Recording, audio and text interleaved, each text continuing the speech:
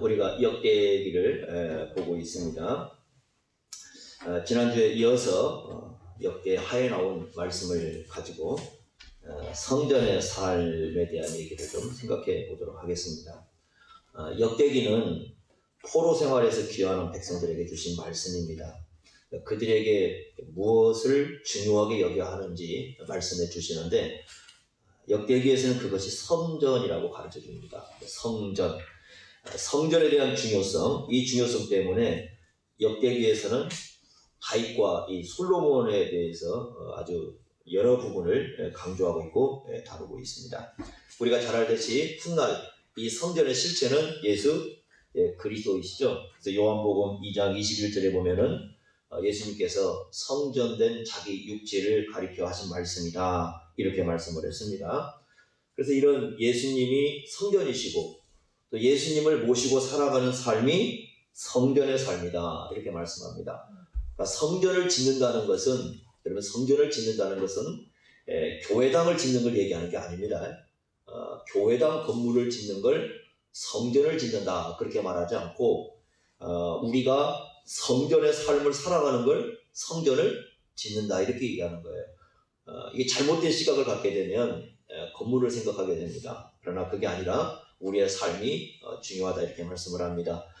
그러면 성전을 짓는 삶이 어떤 삶인가, 성전을 세우는 삶이 어떤 삶인가 하는 것을 우리가 보겠는데, 오늘 말씀을 보면 이제 세 가지 정도를 우리에게 가르쳐 줍니다. 그 세 가지 내용을 보도록 하겠습니다.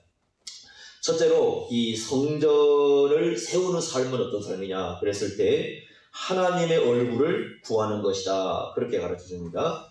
7장 14절 한번 봅시다. 14절 이렇게 말씀했습니다. 내 이름으로 일컫는 내 백성이 그들의 악한 길에서 떠나 스스로 낮추고 기도하여 내 얼굴을 찾으면 내가 하늘에서 듣고, 이렇게 말씀을 하셨어요. 여기 말씀 보면 스스로 낮춘다라는 말씀이 나오죠. 스스로 낮추는 걸 우리가 다른 말로 하면 겸손이라고 부르죠. 겸손. 그러니까 교만한 사람의 특징은 기도하지 않는 겁니다. 교만의 특징은 기도하지 않습니다. 왜냐하면 자기 스스로 산다고 생각하기 때문에 교만한 마음을 가진 사람은 기도하지 않습니다. 기도는 하나님 앞에서 스스로를 낮추는 사람이 하는 거예요. 그러니까 내가 내 힘으로 사는 게 아니라 하나님의 힘으로 산다고 하는 사람들이 기도를 하는 겁니다. 그래서 이 기도할 때 먼저 뭐라고 말씀하시냐면 스스로를 낮춘다고 말씀해요. 스스로를 낮춰야 기도를 합니다.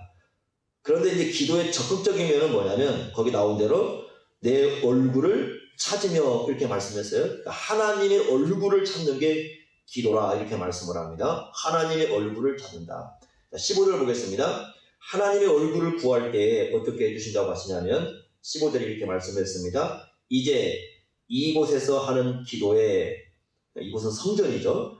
기도에 내가 눈을 들고 귀를 기울이니, 이렇게 말씀했습니다. 눈을 들고 귀를 기울인다. 그럼 누군가 이렇게 대화를 할 때요, 이렇게 상대방의 그 말에 대해서 이렇게 집중할 때 어떻게 할까? 우리가 눈을 이렇게 쳐다보죠. 그렇지 않습니까? 말을 듣기 싫으면 어떻습니까? 딴짓하죠, 이렇게, 그죠? 그렇게 이게 눈을 이렇게 든다는 것은 상대방을 향해 집중하는 겁니다. 그리고 귀를 기울인다는 것은 저 사람이 무슨 얘기를 하는지 다 어떻게 관심 있게 듣는 거잖아요. 그러니까 여기 말씀이 뭐냐면 기도할 때, 그러니까 하나님의 얼굴을 이렇게 찾아서 나올 때 하나님께서 마치 그 사람들 사이에 대화할 때 장면처럼 눈을 이렇게 딱 이렇게 쳐다보고 정확하게 우리를 이렇게 들여다보고 계시다는 거죠. 그리고 우리가 무슨 말을 하는지 우리의 말에 대해서 귀를 기울여서 하나님께서 이렇게 들으신다고 말씀합니다. 여러분들이 기도할 때 혼자 기도하는 것 같지만 그렇지 않습니다. 우리가 하나님의 얼굴을 구하려고 기도하러 기도 현장에 나올 때 하나님께서는 그 눈을 우리에게 집중을 하십니다. 그리고 우리가 무슨 말을 하는지, 어떤 얘기를 하는지 거기에 대해서 귀를 기울여 듣고 계신다고 말씀을 하는 겁니다. 이게 기도입니다. 그래서 기도라는 것은 하나님의 얼굴을 찾는 겁니다. 그런데 구약에서 하나님의 얼굴이라는 그 표현을 썼을 때는 언제 쓰느냐면 하나님의 은혜와 관계에서 쓰는니다. 민수기 6장 25절에 보면 제사장의 기도라는 게 나오거든요. 그 제사장의 기도에 보면 이런 말씀이 있습니다. 여호와는 그 얼굴을 내게 비추사 은혜 베푸시기를 원하며, 얼굴을 비추는 걸 은혜를 베푸는 거라고 말씀하지 않습니까? 그러니까 하나님의 얼굴을 구한다는 것은 결국 뭘 지금 구하는 거냐면 하나님의 은혜를 구하는 겁니다. 하나님의 은혜. 그러니까 기도한다는 건 뭐냐면 정말 내게 하나님의 은혜가 필요하다는 어떤 그런 인식이에요. 하나님의 은혜가 아니면 내가 살아갈 수 없고 내가 하나님의 은혜가 아니면 설 수 없다는 그 간절한 마음이 우리를 하여금 기도하게 만드는 겁니다. 이 성전의 실체가 누구라고요? 예수 그리스도이시죠. 그러면 이런 겁니다. 예수 믿는 사람은 어떤 사람이냐? 한마디로 예수 믿는 사람들을 얘기한다면 하나님의 얼굴을 구할 수 있는 사람, 이렇게 볼 수 있습니다. 여러분, 예수를 믿지 않으면 하나님의 얼굴 앞에 감히 나갈 수가 없습니다. 왜 그러냐면 이 죄인들이요, 하나님의 얼굴 앞에 나가면 하나님의 진노를 맛봐야 됩니다. 그렇기 때문에 예수를 믿지 않는 사람이 감히 하나님의 얼굴 앞에 나갈 수 있느냐? 그렇지 않습니다. 그러니까 하나님의 얼굴을 구할 수 있다는 것은 예수님의 십자가의 은혜를 힘입어 가야 됩니다. 예수님의 십자가로 말미암아 죄 사함을 받고 죄 용서를 받고 하나님을 아버지라고 부르는 사람들이 나아가서 뭐 할 수 있어요? 기도할 수 있는 거예요. 그러니까 이 우리의 기도는 예수님의 십자가에 피가 묻어 있는 겁니다. 예수님의 십자가의 피로서 회복해서 우리에게 준 것이 기도고요. 이 기도로 말미암아 우리가 하나님 앞에 나아갈 수 있다, 이렇게 말씀을 합니다. 여러분, 요한복음 14장 14절에 이렇게 말씀했죠. 내 이름으로 무엇이든지 구하라. 이게 예수님 말씀입니다. 이제는 예수님으로 말미암아 구하라는 거예요. 왜? 예수님으로 말미암아 우리가 하나님 앞에 나아갈 수 있기 때문입니다. 자, 기도라는 것은 어떻습니까? 땅에 사는 사람들이 하는 거죠. 우리가 지금 땅에 살아가는 사람들이 기도를 합니다. 그러나 기도는 지난번에도 말씀드린 것처럼 하늘에 계신 하나님께 하는 거죠. 여러분, 역대 지금 출장을 통해서 6장을 보시면 계속 반복해서 강조하는 게 뭐냐면 하늘에서 들으신다는 거예요. 6장 21절 한번 보세요. 6장 21절 몇 군데 체크 한번 해보겠습니다. 6장 21절 이렇게 말씀했습니다. 주의 종과 주의 백성 이스라엘이 이곳을 향하여 기도할 때에 주는 그 간구함을 들으시되 주께서 계신 곳 하늘에서 들으시사. 이 하늘에서 들으신다고 말씀했죠. 23절 한번 보세요. 첫 시작이 뭡니까? 주는 어디에서 들어요? 하늘에서. 25절 보시죠. 25절 주는 어디에서 들으시고? 하늘에서. 27절도 보세요. 주께서는 하늘에서 들으시사. 이렇게 말씀했죠. 30절 보십시오. 주는 계신 곳 하늘에서 들으시며. 지금 계속해서 뭘 강조하고 있어요? 이 반복해서 쓰고 있는 건 의미가 있어요. 지금 하나님께서 어디에서 듣는다고요? 하늘에서 듣는다고. 이게 무슨 말이겠습니까? 이 성전이라는 건, 구약에서 성전이라는 것이 왜 중요하냐? 포로에서 귀환한 백성들에게 뭐 먹고 살 것도 필요하고 뭐 집도 필요할 것이고 다 필요할 거예요. 그런데 이스라엘 백성들에게 가장 중요한 게 뭐라고 가르치고 있다고요? 성전이라고요. 왜 성전이 중요하냐? 이렇게 말씀하는 겁니다. 땅에 있는 하나님 백성들이 하늘에 계신 하나님과 연결점을 가지는 게 어디에? 바로 성전입니다. 성전. 그러니까 이 저 하늘에 계신 하나님과 땅에 있는 그 백성들이 만날 수 있는 곳, 이 연결점을 가질 수 있는 곳이 성전이기 때문에 하나님께서는 너희들이 지금 포로에서 돌아와서 가장 중요한 것은 그 하늘에 계신 하나님과 연결해서 사는 것이다, 이렇게 말씀을 하는 겁니다. 창세기 28장 그 내용에 보면은 이런 얘기 나옵니다. 야곱이 집에서 이제 싸움이 벌어졌어요. 야곱이 집에서 싸움이 벌어져가지고 이제 형하고 특히 이제 에서하고 사이가 안 좋잖아요. 에서하고 형하고 둘이 쌍둥이인데 너무 사이가 안 좋아가지고 결국은 야곱이 집을 떠나서 다른 곳으로 갑니다. 그래서 브엘세바에서 이제 하란이라는 곳을 이렇게 가다가 도중에 해가 지니까 돌 하나를 취해가지고 베개를 삼아서 잠을 잡니다. 그러다가 꿈을 꿨습니다. 그 꿈을 꾸는데 어떤 꿈을 꾸냐면 사닥다리 꿈을 꾸죠. 사닥다리인데 어느 정도 사닥다리가 크냐면 땅 위에 딱 서 있는데 그게 어디로 이어졌어요? 하늘로 꼭대기까지 다 이어져 있잖아요. 그러니까 땅과 하늘로 이어지는 엄청나게 큰 이 사닥다리를 하나를 이렇게 보는 거거든요. 그런데 그 사닥다리 위에서 하나님의 사자가 오르락 내리락 하면서 이렇게 있지 않습니까? 그걸 딱 본단 말이에요. 그러니까 땅과 하늘을 연결하고 있는 게 사닥다리예요. 자, 요한복음으로 이제 옵니다. 신약 요한복음으로 보면 1장에 보면 하나님께서 나다나엘을 부르시는 장면이 나옵니다. 그런데 예수님께서 나다나엘과 이렇게 대화하는 장면에 예수님께서 뭐라고 말씀하시냐면 너가 정말 더 놀라운 일을 볼 것이다 라고 하시면서 뭐라고 말씀하시냐면 하늘이 열리고 하늘이 열리고 하나님의 사자가 인자 위에서 오르락 내리락 하는 것을 볼 것이다 이렇게 말씀해요. 자, 구약의 야곱이 왔던 사닥다리를 예수님은 누구로 해놨습니까? 인자로 바꿔놨어요. 그러니까 그 사닥다리가 결국 누굴 얘기한다는 겁니까? 예수님으로 말미암아 하늘과 땅이 연결된다는 거예요. 그래서 하늘이 열린다는 겁니다. 하늘이 열리는 것은 예수님의 십자가예요. 십자가로 말미암아 우리에게 주신 은혜가 무엇이라고 보면 하늘이 열리는 겁니다. 그리고 기도라는 건 뭐냐면 그 열린 하늘로 어떻게 합니까? 들어가는 거예요. 그래서 우리에게 이렇게 말씀합니다. 이제는 하늘이 열렸다. 예수님의 십자가로 말미암아 하늘이 열렸고 그 하늘에는 하나님이 계시고 그 하나님의 앞으로 나아가서 너희들이 은혜를 구할 수 있게 되었다. 그러니 너희들이 이제는 그 하나님 앞에 나가서 은혜를 구하고 하나님의 얼굴을 구하는 삶을 이 땅에서 살아가야 된다. 이렇게 말씀하십니다. 그래서 기도라는 것은 엄청난 하나님의 은혜라고 설명을 해줍니다. 자, 여러분 호세아 한번 우리가 한 구절만 찾아보겠습니다. 자, 호세아 10장 12절입니다. 이렇게 말씀했어요. 농사 짓는 용어로 말씀하셨어요. 호세아 10장 12절에 보시면 너희가 자기를 위하여 공의를 심고 인애를 거두라. 그 다음에 하신 말씀입니다. 너희 묵은 땅을 기경하라. 묵은 땅을 기경하라. 이렇게 말씀했습니다. 기경이라는 말은 이 쟁기로 땅을 갈아엎는 거죠. 그죠? 땅이 묵었어요. 땅이 묵었으니까 땅이 어떻게 되겠어요? 굳어졌겠죠. 굳어져가지고 있는 땅입니다. 이 감각이 없고 마치 잡초가 막 우러나 있는 그런 땅입니다. 그래서 굳어지고 잡초가 난 그런 땅인데 그 땅을 갈아엎으라는 겁니다. 쟁기로. 그러면서 뭐라고 말씀합니까? 이렇게 말씀하셨습니다. 지금이 곧 여호와를 찾을 때니. 지금이 곧 여호와를 찾을 때니. 이 말씀을 하십니다. 선지자 호세아가 이 말씀을 하신 때가 언제냐면 여로보암 2세입니다.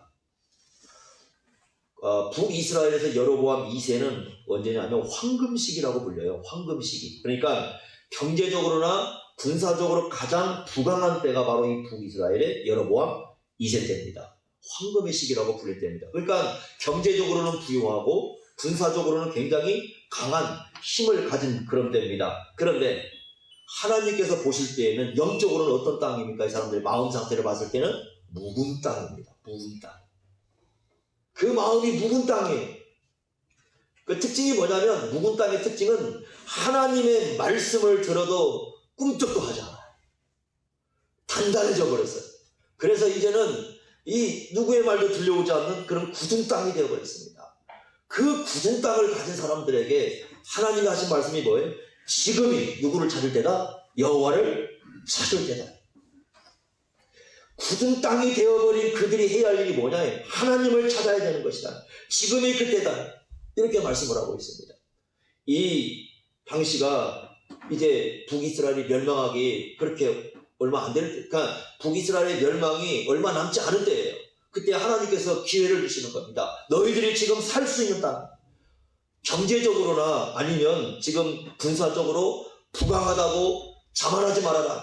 그게 아니다. 너희들 마음을 들여다보라. 너희들 마음은 묵은 땅이기 때문에, 단단해졌기 때문에, 굳어져 있기 때문에 지금 너희들이 하나님을 찾지 않으면 너희들은 결국 멸망할 수밖에 없다. 이렇게 말씀을 합니다. 여러분, 지금 우리 시대를 한번 들여다보십시오. 지금 우리 시대가 어떤 시대입니까? 우리가 살고 있는 이 세상을 한번 들여다보세요. 기독교가요, 곳곳에서 우리 기독교가 존재 의미가 있는지, 왜 교회가 있어야 되는지 어떤 그런 상실감까지 지금 오는 그런 시대 속에 우리가 서 있습니다. 그야말로 사람들은 묵은 땅이 되어가고 있습니다. 사람들의 마음을 들여다보면 묵은 땅 같아요. 단단합니다. 굳어져 있습니다. 때로는 자기밖에 모릅니다. 완고합니다. 어떤 얘기도 듣지 않습니다. 심지어는 하나님의 말씀을 들려줘도요, 그 마음이 굳어져 가지고 움직일 생각을 하지 않습니다. 그냥 그 마음 자체가 어쩌면 묵은 땅처럼 보이는 그들입니다. 이럴 때 지금 필요한 게 뭐냐면 하나님의 얼굴을 구하는 거예요. 하나님의 은혜가 필요한 시대입니다. 우리 교회도, 이 전주에 있는 교회도, 전라북도에 있는 교회도, 대한민국에 있는 교회도, 세계 모든 교회가 지금 하나님의 은혜가 필요한 시대예요. 그런데 이렇게 말씀하시는 겁니다. 하나님의 은혜는 기도하는 백성들을 통해서 주시는 거예요. 우리에게 하나님께서 지금 요구하는 게 있다면 하나님의 얼굴을 찾으라는 겁니다. 하나님의 은혜를 구하라는 거예요. 지금 이게 필요합니다. 정말 하나님을 향해서 무릎 꿇고 기도하는 백성들, 하나님을 향해서 은혜 주시기를 원하는 백성들, 하나님의 은혜가 아니면 살아갈 수 없는 백성이라는 걸 우리가 고백하는 사람들, 이게 지금 필요합니다. 지금 세상은요, 편안한 시대입니다. 돈만 있으면 다 구할 수 있는 시대입니다. 하나님의 은혜는 기도하지 않으면 얻을 수 없는 시대입니다. 지금 우리에게 필요한 사람들은 기도하는 사람들. 얼마 전에 어떤 목사님 제가 얘기를 들었습니다. 만나서 얘기하는데, 이 교회는요, 처음에 그 교회를 개척했을 때 정말 그 성도들이, 권사님들이 뜨겁게 기도하던 그런 교회였었어요. 그래서 이 낮에도, 그러니까 점심시간이 딱 되면 권사님들이 돌아가면서 팀을 짜가지고요, 날 12시가 되면 교회당 와서 기도하고 가던 그런 교회였어요. 얼마 전에 만났는데 그런 얘기를 하셔요. 이제는 기도하지 않아요. 점점 교회가 이 화석화되어 가는 것 같아요. 사람들의 마음이 자꾸 이 메말라져가지고 화석화되어가지고 기도를 잃어버리고, 그러다 보니까 하나님의 말씀을 전해도 마음들이 열리지 않는다. 우리가 지금 곳곳에서 외치는 게 하나님의 은혜가 필요하다. 정말 필요한 시대입니다. 우리가 기도해야 됩니다. 하나님께서는 그걸 우리에게 요청하시는 겁니다. 우리가 성전의 삶을 산다는 게 뭡니까? 여러분들이나 저나 성전의 삶을 살아가는 것은 우리 속에서 하나님의 얼굴을 구하는 기도가 살아있는 겁니다. 하나님의 은혜가 우리에게 정말 절실히 필요하다고 하나님께 엎드려 기도하는 그 기도의 마음이 우리 속에 살아 움직이는 그런 것이 있을 때, 그게 진정한 성전의 삶을 세우는 것입니다. 여러분, 엄청난 큰 건물이 있어도요, 그 안에서 기도하는 백성이 없으면 이건 완전히 묵은 땅입니다. 하나님께서 우리에게 기도하라고 요청하십니다. 지금 정말 필요한 것은 그런 사람들일 것 같아요. 그래서 하나님의 은혜가 아니면 살아갈 수 없다고 날마다 와서 고백하는 그런 백성들을 하나님께서 기다린다는 걸 우리가 좀 기억할 필요가 있습니다. 두 번째는요, 성전의 삶은 죄를 씻는 삶이라고 말씀해 주십니다. 다시 역대 한번 와보세요. 역대하 아까 읽었던 7장 와보시면 14절 한번 보세요. 7장 14절에 이렇게 말씀했습니다. 내 이름으로 일컫는 내 백성이 그들의 악한 길에서 떠나 스스로를 낮추고 기도하여 내 얼굴을 찾으면 내가 하늘에서 듣고, 이렇게 말씀했어요. 그 다음에 뭐라고 말씀하셨냐면 그들의 죄를 사하고. 성전은 어떤 곳이냐? 죄 사함을 경험하는 곳입니다. 죄 용서입니다. 6장 한번 보세요. 6장 27절 보세요. 그 기도의 내용에 계속 그 죄 사함에 대한 얘기가 등장을 합니다. 6장 27절, 주께서는 하늘에서 들으사 주의 종들과 주의 백성 이스라엘의 죄를 사하시고. 이 죄 사함에 대한 얘기를 하고 있죠. 자, 39절 한번 보세요. 39절 보십시오. 39절 말씀 6장 같이 한번 읽어보겠습니다. 주는 계신 곳 하늘에서 그들의 기도와 간구를 들으시고 그들의 일을 돌보시오며 주께 범죄한 주의 백성을 용서하옵소서. 뭐에 대한 기도는 역시 용서에 대한 기도죠. 성전은 용서가 경험되는 곳입니다. 자, 여러분, 성전의 실체가 아까 예수님이라고 그랬습니다. 예수 그리스도를 왜 믿느냐, 우리가 왜 예수님 믿느냐 하고 질문한다면 가장 근본적인 것은 죄 용서입니다. 죄 사함이죠. 성경에서는 죄 용서에 대해서 두 가지를 가르칩니다. 첫째는 칭의로서의 죄 용서입니다. 칭의로서의 죄 용서. 에베소서 1장 7절에 보면 이렇게 말씀했습니다. 그의 피로 말미암아 죄 사함을 받았다. 그러니까 이건 뭐냐면은 예수님의 그 십자가로 말미암아 우리의 죄책을 용서받는 거죠. 예수님의 십자가는 우리의 죄값을 다 가지고 간 거예요. 그죠? 그러니까 우리는 더 이상 형벌을 받아야 안 받아요? 안 받는 거죠. 이제는 이 죄값을 안 치르게 돼. 우리가. 왜냐하면 예수님께서 다 치렀기 때문에 우리는 더 이상 이 죄로 말미암아 오는 하나님의 영원한 형벌을 받지를 않게 되는 거죠. 그러니까 이건 완전히 단일이 끝났어요. 그죠? 예수님께서 십자가를 지심으로 우리가 예수를 믿음으로 말미암아 이제는 의롭다 하심 받은 거죠. 그러니까 더 이상 우리는 이 죄책으로 말미암아 영원한 형벌을 받지를 않아요. 그러니까 여러분들 예수 믿는 사람들이 가끔 세상에서 고난을 당하지 않습니까? 당할 수 있어요. 그런데 그게 형벌은 아닙니다. 예수 믿는 사람들에게 형벌을 내리지 않습니다. 우리가 세상 살면서 어떤 어려움이 당할 수 있어요? 그럴 때 이렇게 생각하면 안 됩니다. 내가 정말 예수를 믿는 사람이라면 내가 하나님 형벌 받았어 이런 얘기하면 안 됩니다. 왜냐하면 형벌을 받아요? 안 받아요? 안 받습니다. 이미 누가 다 형벌을 받으셨어요? 예수님이 받으셨어요. 십자가에서. 이게 첫 번째입니다. 두 번째는 어떤 게 있냐면 날마다 회개함으로써 받는 용서가 있어요. 요한일서 1장 9절에 이렇게 말씀했습니다. 우리가 우리 죄를 자백하고, 그러니까 이것은 예수 믿는 사람 얘기입니다. 예수 안 믿는 사람은 아예 그것조차도 없어요. 그러니까 예수 믿는 사람들이 하나님 앞에 나와서 죄를 자백하면 우리 죄를 어떻게 해주신다고요? 사해 주신다 이렇게 말씀했습니다. 이 말씀을 좀 더 한번 생각해 보겠습니다. 요한복음 13장에 보면 예수님께서 제자들의 발을 씻어줍니다. 단지 그게요, 발을 씻어주는 내용은 아니에요. 예수님께서 제자들의 발을 씻어주고 난 다음에 수건으로 다 이렇게 닦아줍니다. 자, 베드로 차례가 됐습니다. 베드로 차례가 딱 되니까 베드로가 뭐라고 하냐면, 주님, 절대로 제 발을 씻을 수 없습니다. 예수님이 누군가를 아니까 그런 고백을 하는 거죠. 예수님이 어떤 분인가 아니까 베드로는 얘기합니다. 주님, 절대 예수님께서 제 발을 씻을 수 없습니다. 예수님께서 베드로에게 이렇게 말씀합니다. 지금 내가 하는 일을 너는 지금 알지 못할 것이지만 나중에는 알 것이다 하시면서 이렇게 말씀하셔요. 만약에 내가 너를 씻어주지 아니하면 너는 나와 상관이 없다 이렇게 말씀하셔요. 베드로가 제일로 두려워하는 말씀이 무슨 말씀인 줄 아십니까? 상관없다는 얘기입니다. 예수님께서 너 나와 상관없어 그 얘기를 제일로 두려워합니다. 그러니까 지금 사람들은요, 예수님이 나 상관없어 그러면 좋아라 그럴 수 있어요. 그런데 베드로는 제일 두려운 게 뭐냐면 상관없다는 얘기입니다. 그랬더니 베드로가 갑자기 변하잖아요. 아니 그러면 제 발만이 아니라 손도 씻어주시고 머리도 씻어주시고 다 씻어주십시오 이렇게 얘기를 하죠. 그때 예수님이 이런 말씀을 합니다. 이미 목욕한 자는 발만 씻으면 된다. 이미 목욕을 한 사람들은 발만 씻으면 돼. 온몸이 다 깨끗해. 그러니까 그럼 발만 씻으면 돼. 그러나 지금 너희 중에는 다 깨끗한 건 아니야. 한 사람이 목욕하지 않은 사람이 있다. 이렇게 얘기하죠. 누구 얘기하는 겁니까? 유다죠. 예수님께서 뭔가 가르치는 내용이 있죠. 목욕한 자와 발을 씻는 것에 대한 얘기를 지금 하고 있습니다.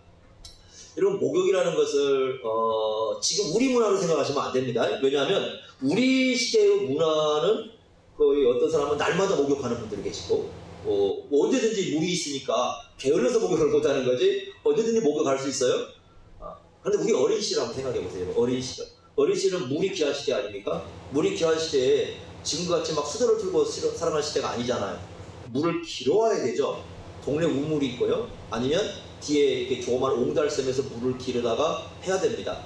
그래서 1년에 몇 번 목욕을 합니까? 2번 하죠. 언제 합니까? 명절 때. 근데 또 한 번 할 때 있잖아요. 때 검사하잖아요. 학교에서. 그럴 때 이제 목욕을 해가지고 가서 이렇게 하죠. 제가 아시는 목사님은 몸이 하얘요 정말. 그래서 자기는 1년 내내 몸을 안 씻어서 한 번도 때 검사에서 걸리질 않는답니다. 몸을 올리면 정말 하얘합니다. 이게 때가 껴도 모를 만큼 몸이 하얀 분이 계셨어요. 근데 1년에 그렇게 하자. 왜냐하면 물이 귀하니까 우리가 그렇게 자주 목욕할 수 있는 것도 아니었죠. 길어와야 되고 우물이 있었고 샘에서 길어와야 했습니다. 그럴 때입니다. 여러분, 수가성 여인이 아시잖아요. 물 길러 오잖아요. 물을 길러 와가지고 멀리서 물을 길러 와서 그 물로 목욕을 해야 된단 말이에요. 그러니까 목욕을 자주 하는 때가 아니잖아요. 목욕을 정말 어쩌다 한 번씩 하는 그런 문화에서 생각을 해보십시오. 근데 그러나 발은 어때요? 발은 그럴지라도 날마다 씻어야 되잖아요. 발은 날마다 씻어야 됩니다. 그리고 얼굴도 날마다 씻어야 됩니다. 한번 목욕을 했으면 시간이 지나서 이제 매일매일 해야 할 것은 이제 발을 씻고 얼굴을 씻어내는 거거든요. 예수님 말씀은 그 문화에서 오는 얘기입니다. 그러니까 한 번 목욕을 했어요. 그러니까 한 번 목욕을 했다는 말은 첫 번째 겁니다. 우리가 어떻게 됐어요? 의롭다함을 받았어요. 누구로 말미암아? 예수로 말미암아. 그러니까 그런 사람들이 더 이상 어떤 그러니까 첫 번째 의미, 칭의로서의 그런 죄사함을 받을, 그건 이제 예수님이 끝났으니까 더 이상 우리는 그거 계속 하지 않아요. 그렇지만 어때요? 날마다 우리가 발을 씻고 날마다 얼굴을 씻듯이 우리 자신 속에 있는 죄악의 찌꺼기를 날마다 어떻게 합니까? 씻어내야 되는 거죠. 그것도요, 예수 믿는 사람만 할 수 있는 겁니다. 예수님께서 십자가에 돌아가시는 은혜가 아니면 내가 그거 잘못했어 한다고 해서 죄가 씻겨지는 게 분명히 아닙니다. 그 죄의 책은 다 지어야 됩니다. 여러분, 이런 사람이 있었을 때 나는 정말 예수 안 믿어요. 나는 예수를 안 믿는데 죽을 때 후회를 합니다. 내가 평생 살아오면서 내가 요만큼 많은 죄를 졌어. 뭐 후회하고 죽을 수 있어요? 그런다고 해서 죄가 씻어지느냐? 씻어지지 않습니다. 가룟유다가 예수님 팔았습니다. 가룟유다가 예수님 팔아가지고 결국 목매달아 죽었습니다. 죽으면서 후회를 했습니다. 내가 저 의인을 팔았다고 후회를 했습니다. 후회를 했다고 죄가 씻어지느냐? 씻어지지 않습니다. 그 사람은 죽을 때에도 그 죄를 가지고 가요. 예수님께서 우리에게 주시는 은혜가 뭐냐면 우리가 방법도 알려줘서 죄를 어떻게 할 때? 자백하는 거예요. 그러니까 자백한다는 건 우리 스스로에게 죄가 있는 걸 아는 거예요. 그죠? 아, 내가 하나님 이거 잘못했구나. 이걸 알고 내가 죄를 자백해요. 그러면 그 죄를 내가 고백하는 것을 어떻게 하신다고 예수님께서 사해주신다. 씻어주신다. 그게 예수님의 십자가가 있으니까 가능한 거예요. 그러니까 내가 죄를 자백한다고 해서 이 죄가 씻어지는 게 아니라 죄가 씻어지는 건 누구 때문에 씻어져요? 예수님의 십자가로 씻어지는 거예요. 그런데 그 십자가의 은혜를 입었기 때문에 죄를 자백하면 그 자백한 자에 대해 어떻게 해주세요? 씻어 주신다는 거예요. 그 은혜를 우리에게 주십니다. 여러분, 날마다 거울 보고 살죠? 얼굴을 우리가 가꾸려면 날마다 거울 봐야 되겠죠? 그렇지 않습니까? 그러듯이 우리가요, 우리 자신들을 들여다보려면 한 가지 길밖에 없어요. 우리 자신을 진짜 아는 방법은 성경이라는 거울 앞에 서야 돼요. 성경이라는 거울 앞에. 거기에 서기 전까지는 모릅니다. 성경이라는 거울 앞에 설 때까지는 자기가 얼마나 모순된 존재고 자기가 얼마나 제대로 안 된 존재인가를 잘 몰라요. 성경 앞에 서 봐야 자기 자신을 알게 됩니다. 제가 저번에 한번 신학교 가서 그 얘기 했더니 딱 공감이 된다고 그 얘기를 하더라고요. 어떤 얘기냐면 여러분에게 한번 했던 얘기입니다.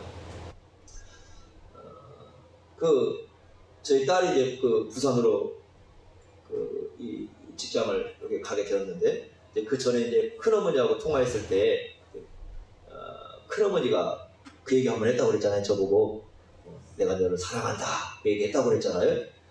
처음에 굉장히 당황스러웠던 그 내용입니다. 그게 왜냐하면 평생 자라면서 그 가족들 가운데서 사랑한다는 얘기를 들어보질 않았기 때문에 그 말 자체가 굉장히 낯설어요. 낯설고 막 순간 이렇게 마음이 이게 뭐야 이렇게 되었었어요. 그래서 이제 그런 마음을 먹고 나중에 성경을 딱 들여다봤어요. 성경을 들여다보고 많이 들여다보는데 성경 창세기부터 요한계시까지 쭉 읽어보는 살펴보는 과정 속에 뭘 깨닫게 되었냐면 그분을 통해서 이제 한 가지 생각하게 된 건데 하나님께서요 성경에 얼마나 이 사랑한다는 말을 많이 하시는지 곳곳이 사랑한다는 말이에요. 곳곳이. 그러니까 하나님께서 그 사랑한다는 말을 엄청난 표현을 써서 이 사랑한다는 말을 이렇게 쓰고 있더라고요. 그런데 우리는 성경을 읽으면서도 그 하나님의 그 말씀을 못 닮아가는 거예요. 그러니까 하나님이 사랑한다고 고백했던 내용을 우리도 고백하면서 같이 살아가야 되잖아요. 누군가를 향해서. 그런데 그걸 못하고 살아가는 거예요. 그래서 저도 이제 큰어머니 때문에 한 게 아니라 큰어머니를 통해서 성경으로 가서 성경에서 자신을 바라보고 다시 내가 마음을 고쳐먹고 내가 가족들에게 그래 또 우리 자녀들이 나의 그 말 한마디를 못 듣고 자랐겠구나. 내 가족 가운데 내가 사랑한다는 말을 평생 못 듣고 자랄 사람들도 있겠구나 라는 생각이 딱 오는 거예요. 그래서 이제 내가 큰딸에게 그렇게 해야 되겠다 생각을 하고 전화를 통해서 입이 떨어져야 돼. 안 떨어져요. 그러면 해보세요. 안 떨어져요. 그래서 연습을 엄청 했습니다. 뭐라고 해야 될까? 뭐가 해야 자연스러울까? 왜냐하면 이게 해보려고 하니까 부자연스러워요. 뭔가 이게 부자연스럽게 언어가 나오니까 괜히 뭐 인위적인 것처럼 느낌이 들고 그래서 이걸 좀 자연스럽게 할 수 없을까? 그래서 계속 연습을 했습니다. 사랑한다? 사랑한다 딸아? 사랑해? 막 이렇게 연습을 했어요. 그러고 난 다음에 이제 한번 마음 먹고 해봤습니다. 사랑한다 딸아 그랬더니 순간 딸도 당황스러운가 봐요. 왜냐하면 제가 그때 깨달은 게 뭐냐면 똑같은 경험하는 거예요. 나도 그 말을 못 듣고 자랐지만 얘들도 아이들이 어릴 때부터 막 우리가 부대끼기며 살면서 우리 아이들에게 와가지고 뭐 여러 가지 해준다고 다 했지만 실질적으로 그런 사랑을 표현하면서는 자라지 못했구나 라는 생각을 하게 돼요. 얘들도 그런 게 있겠구나. 근데 이 성경으로 안 가보면 성경을 이렇게 들여다보지 않으면 내 스스로 잘 모르겠더라고요. 그게 당연한 거지. 뭐 다 그렇게 살다가 뭐 내가 세월 살다 보니까 힘들게 살다 보니까 뭐 그럴 수 있는 거지. 우리가 뭐 꼭 그렇게 표현해야 돼. 그냥 내가 그냥 사랑하는 거 다 알지. 다 그렇게 살아갈 수 있는 사람들이거든. 그렇지 않습니까? 그런데 성경을 들여다보면 그렇지 않다는 거예요. 하나님께서는 끊임없이 사랑한다고 고백을 하고 있어요. 여러분 오늘 예배 마치고요. 누군가에 가서 한번 세 사람한테만 한번 해보세요. 골라가지고 3명 정도한테만 골라가지고 사랑한다고 한번 해보세요. 날마다 한번 해보세요. 날마다. 그러면 뭔가 우리의 마음, 우리의 삶이 달라지지 않을까요? 그죠?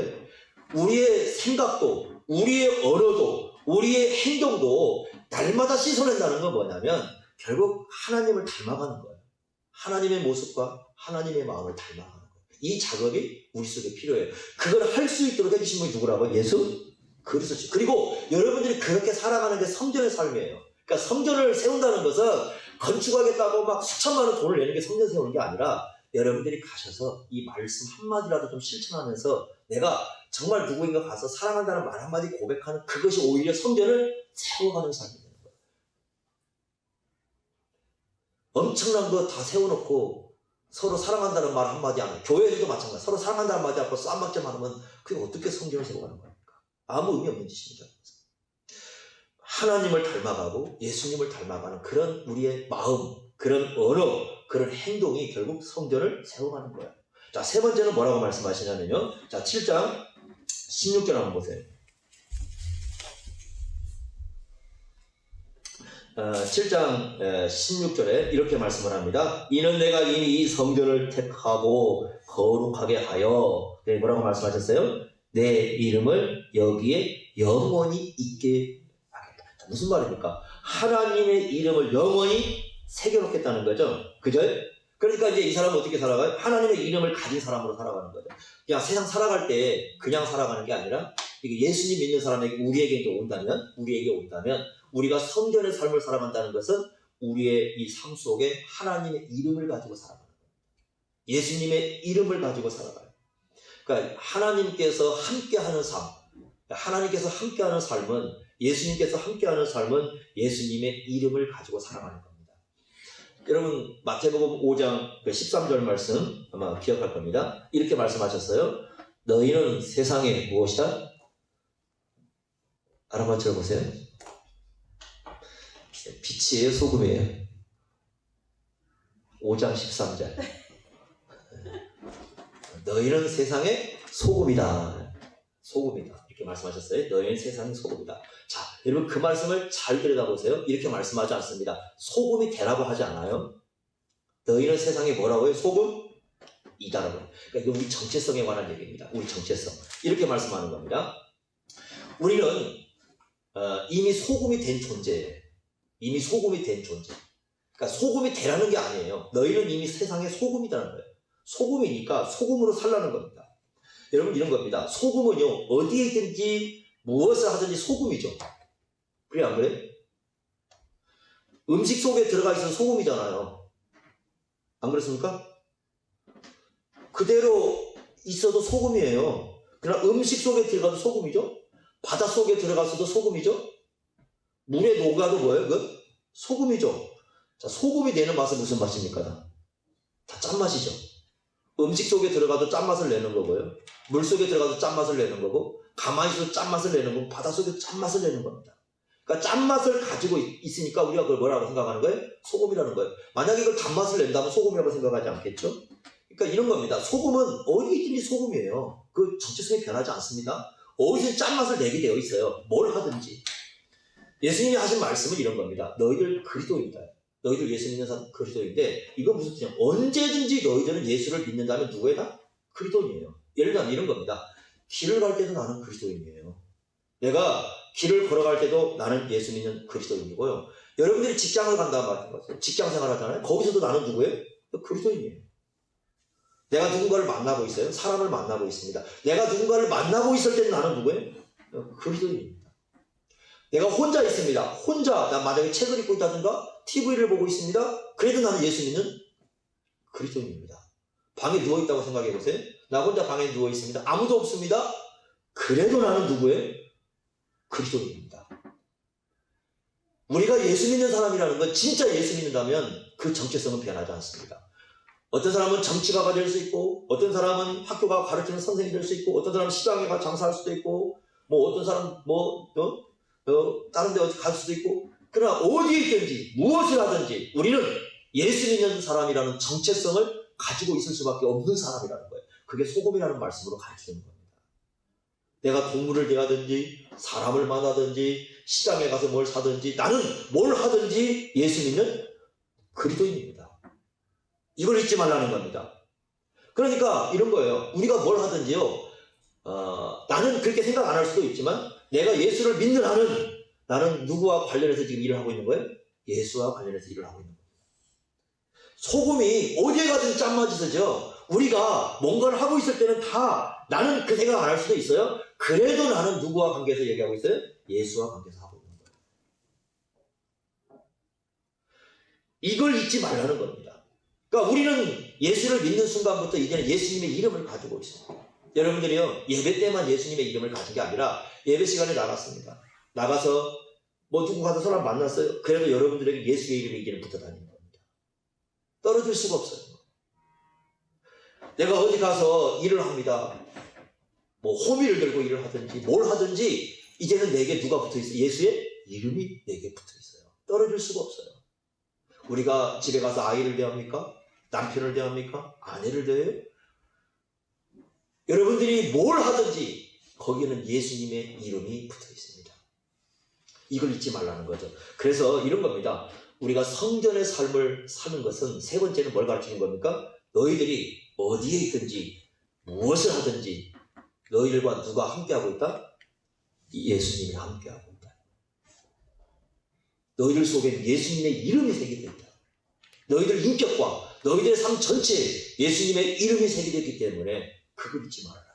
그러니까 너희들이 그냥 무심코 하는 말 같지만 아니다. 무심코 하는 말이 오히려 예수님의 영광을 떨어뜨릴 수도 있고, 무심코 하는 행동이 예수님의 이름에 욕을 먹일 수도 있고, 또 우리가 아무 생각 없이 하는 어떤 행동 같지만 그런 행동이 예수님의 영광을 드러낼 수도 있고, 우리가 하는 말 한마디가 예수님의 영광을 드러낼 수도 있고, 그러니까 우리는 언제든지 예수님과 관련돼서 살아가는 사람들이다. 이렇게 말씀해 주는 거예요. 그게 바로 성전 삶입니다. 여러분들이 6일 동안 살아가는 모든 삶이 그래서 성전의 삶과 관련이 있다고 가르쳐 주시는 거예요. 잊지 말아야 됩니다. 이게 세 번째 예수님께서 우리에게 말씀해 주시는 거죠. 자, 그래서 이 말씀에서 솔로몬의 우리가 이 내용에 보면은 밤에 하나님께서 솔로몬에게 나타나셔서 성전에 대해서 얘기할 때 세 가지를 얘기했습니다. 첫째는 뭡니까? 성전의 삶이라는 것은 하나님의 얼굴을 구하는 것이고요. 두 번째는 우리가 날마다 죄의 용서함을 받는 것이고요. 세 번째는 우리가 날마다 하나님의 이름을 가지고 살아가는 겁니다. 이 세 가지 잊지 마십시오. 이 삶이 성전의 삶입니다. 만약에 이 삶을 산다면 우리는 성전을 세우고 있는 사람들입니다. 그래서 우리가 날마다 여러분들이 이 말씀을 기억해서 우리가 살아가는 모든 삶의 터전 속에서 이 하나님 나라의 성전을 세워가는 그런 삶을 살아갈 수 있기를 바랍니다. 기도하겠습니다.